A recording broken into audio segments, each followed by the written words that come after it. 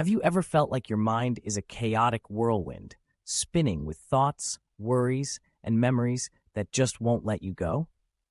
I know I have. Life can be overwhelming, and sometimes it feels like we're carrying the weight of the world on our shoulders. We all have our battles, whether it's anxiety, stress, or the scars of past trauma that linger in the corners of our minds.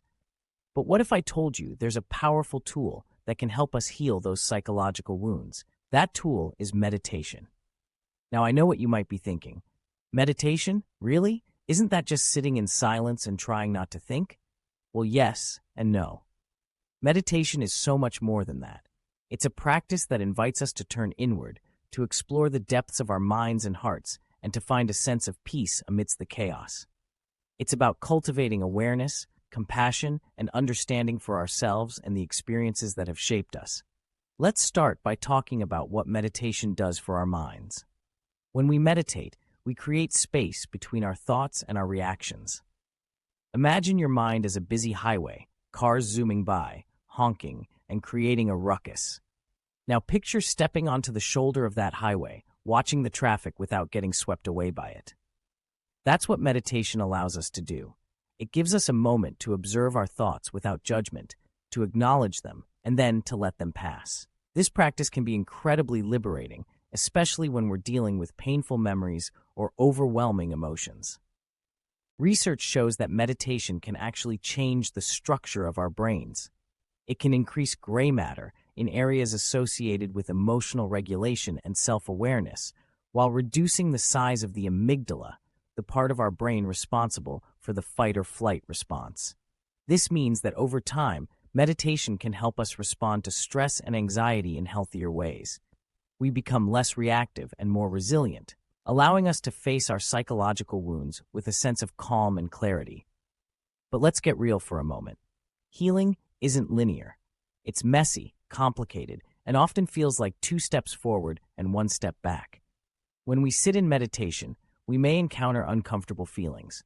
Old wounds might resurface, memories we thought we'd buried deep might bubble to the surface, and we might feel a rush of emotions we've been trying to avoid.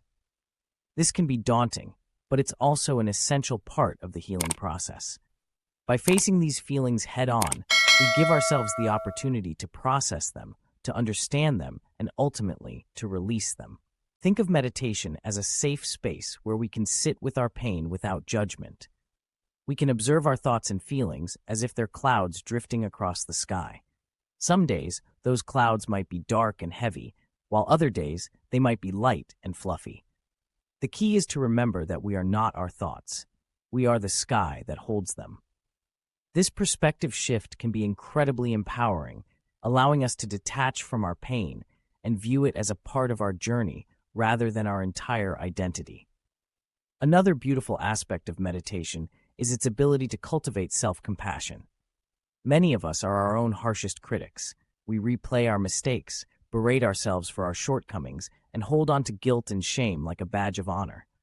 But meditation teaches us to be gentle with ourselves. It encourages us to treat ourselves with the same kindness and understanding we would offer a friend in distress.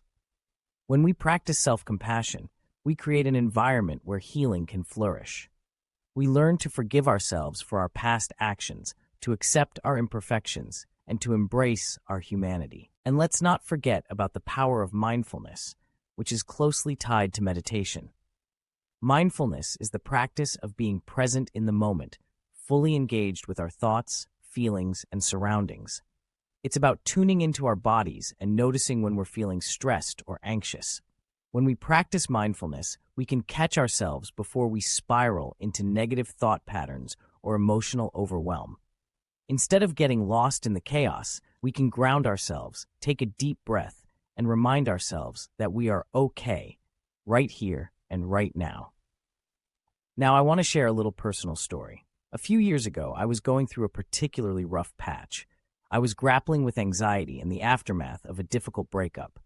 I felt like I was stuck in a dark tunnel with no light at the end. A friend suggested I try meditation, and honestly, I was skeptical, but I decided to give it a shot. I started with just 5 minutes a day, sitting quietly and focusing on my breath. It felt awkward at first, and my mind raced with a million thoughts. But over time, I began to notice a shift. I found moments of stillness amidst the chaos, and I started to confront the emotions I had been avoiding. It was uncomfortable, but it was also liberating. Slowly, I began to heal. Meditation isn't a magic cure-all, and it won't solve all our problems overnight, but it can be a powerful ally in our journey toward healing. It teaches us to be present with our pain, to cultivate compassion for ourselves, and to find moments of peace amidst the storm. So if you're feeling weighed down by psychological wounds, I encourage you to give meditation a try. Start small, be patient with yourself, and remember that healing is a journey, not a destination. You might just find that the practice becomes a source of strength and solace in your life, guiding you toward a deeper understanding of yourself and your experiences. And who knows, you might even discover a little light at the end of your own tunnel.